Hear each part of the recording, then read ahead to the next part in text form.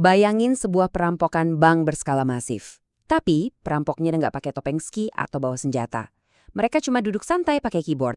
Dan bank yang mereka sasar nggak punya wujud fisik, melainkan brankas data raksasa yang nyimpen rahasia digital kita semua. Halo, selamat datang di sesi bedah kita kali ini. Hari ini kita bakal membedah salah satu trik perampokan digital paling epik yang pernah ada berdasarkan buku keren karya Enrique Rondo dan Chema Alonso tentang SQL injection. Kita bakal bongkar gimana sebuah celah yang kelihatannya sepele banget bisa meruntuhkan segalanya. Pernah gak sih kebayang sebuah sistem raksasa dengan keamanan super ketat hancur berantakan cuma gara-gara satu tanda kutip? Kedengarannya kayak mustahil kan? Tapi di dunia nyata ini benar-benar terjadi. Kita tuh sering mikir pertasan itu rumit banget, kayak kode-kode hijau yang turun di film The Matrix. Padahal faktanya, kerajaan digital yang udah ngabisin jutaan dolar buat infrastruktur keamanan bisa bobol cuma karena satu cacat ketik kecil. Literally cuma satu tanda kutip tunggal. Gimana ceritanya hal sekecil itu bisa jadi senjata pemusnah massal di dunia maya? Bagian 1. Ancaman tak terlihat. Mari kita pahami dulu gimana sebenarnya arsitektur web ini bekerja.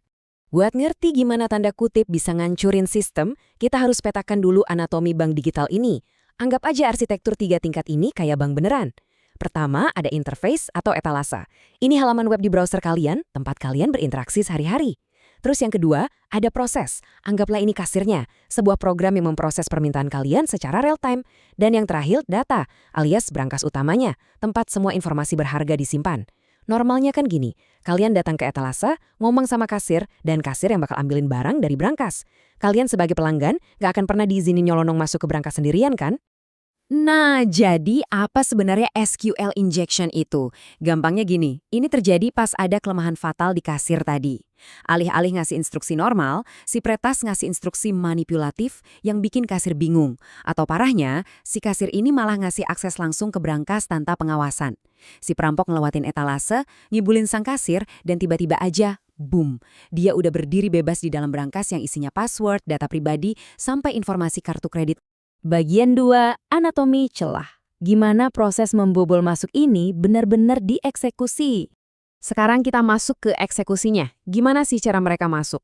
Coba perhatiin baris kode ini. Ini bisa dibilang mantra ajaibnya para peretas.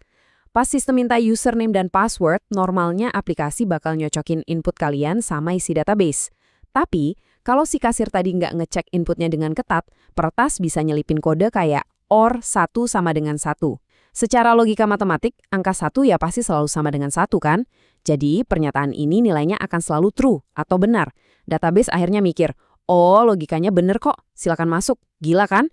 Si penyerang baru aja ngebuka pintu utama tanpa butuh password sama sekali. Murni cuma modal logika matematika dasar. Tapi, yang namanya perampok profesional, mereka nggak akan puas cuma dengan berhasil ngelewatin pintu depan. Rendo dan Alonso ngejelasin kalau begitu login ini berhasil di-bypass, target mereka langsung naik level gila-gilaan. Mereka nggak cuma lihat-lihat, mereka mulai ngekstrak seluruh isi database, ngebaca, atau bahkan nulis file baru di server. Sampai yang paling ngeri, mengeksekusi perintah sistem operasi. Di titik ini, si peretas bukan lagi sekedar tamu gelap di etalase. Mereka udah jadi penguasa mutlak atas sistem tersebut. Bagian 3. Berbagai teknik injeksi. Gimana mereka bekerja dan menyusup di dalam bayangan? Tentunya, tingkat keamanan tiap bank digital tuh beda-beda. Jadi, peretas juga harus pinter-pinter nyesuaiin teknik biar nggak ketahuan. Kita bandingin 2 metode ini ya. Di satu sisi, ada error-based extraction. Ini ibarat perampok yang sengaja nendang pintu brankas keras-keras. Tujuannya buat mancing alarm bunyi. Dari pesan error yang muncul di layar, peretas bisa metain versi database sampai struktur tabelnya secara detail. Tapi, gimana kalau banknya super sunyi dan nggak ngeluarin error sama sekali? Nah, disinilah blind SQL injection beraksi. Ini benar-benar perampokan dalam diam. Si peretas ngejimin rentetan pertanyaan ya atau tidak ke sistem, terus nebak isinya karakter demi karakter, bit demi bit, murni dari gimana halaman web itu bereaksi. Sangat laten dan pastinya sangat mematikan. Terus gimana kalau layarnya sama sekali nggak ngasih respons visual? Nggak ada perubahan ya atau tidak sama sekali? Di buku ini dijelasin satu teknik epik, namanya Time-Based Blind SQLI. Peretas bakal nyelipin perintah jeda waktu, misalnya menyuruh sistem menunggu selama 5 detik. Kalau servernya merespons 5 detik lebih lambat dari biasanya, nah itu artinya tebakan mereka benar.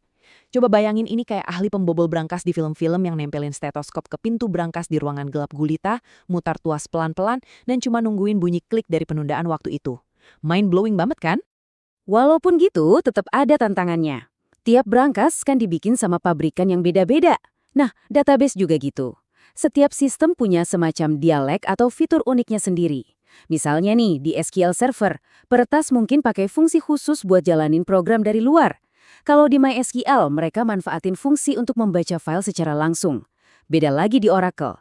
Jadi, peretas yang jago itu adalah mereka yang bisa cepat ngebaca infrastruktur lawan dan langsung adaptasi pakai alat yang paling pas buat dialek brankas tersebut. Bagian 4. Menguasai server. Ini dia perampokan puncaknya. Sekarang kita sampai di klimaks perampokan digital ini.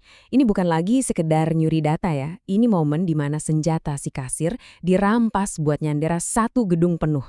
Lewat celah database tadi, penyerang bisa keluar dari batasan aplikasi dan langsung nyerang sistem operasi itu sendiri. Mereka bakal nyolong file berisi master password dari servernya. Dan tahu gak yang paling ngeri? Mereka udah nggak ngetik manual lagi.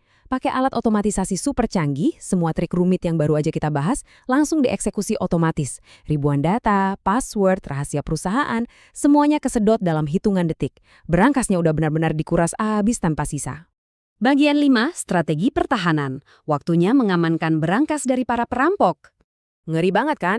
Tapi tenang, sekarang kita harus putar otak, ganti perspektif dari peretas yang menyusup di malam hari, jadi arsitek keamanan yang ngebangun sistem anti jebol.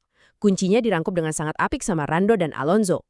Intinya, kurangi hak istimewa, kurangi fungsionalitas. Mungkin merepotkan, tapi sepadan. Maksudnya gini, kalau sebuah aplikasi web cuma butuh akses buat baca nama pengguna, ya jangan pernah kasih izin buat ngehapus tabel data. Jangan biarin si kasir punya akses ke ruang server. Prinsip hak akses terendah ini adalah perisai paling ampuh. Dengan membatasi izin secara ketat, seandainya satu gerbang pun jebol, peretas tetap nggak akan bisa menguasai seluruh kastil. Pada akhirnya, semua penjelasan ini ninggalin kita dengan satu realitas yang cukup bikin merinding. Kalau sebuah benteng digital raksasa aja bisa runtuh cuma karena satu input yang nggak divalidasi, cuma karena satu tanda kutip yang lolos dari pengawasan, seberapa aman sebenarnya etalase website yang kalian pakai buat masukin data pribadi kalian setiap hari? Coba pikirin itu. Oke, terima kasih udah ngikutin sesi bedah kita kali ini. Semoga wawasan ini bikin kita lebih waspada ya. Sampai jumpa di eksplorasi kita selanjutnya.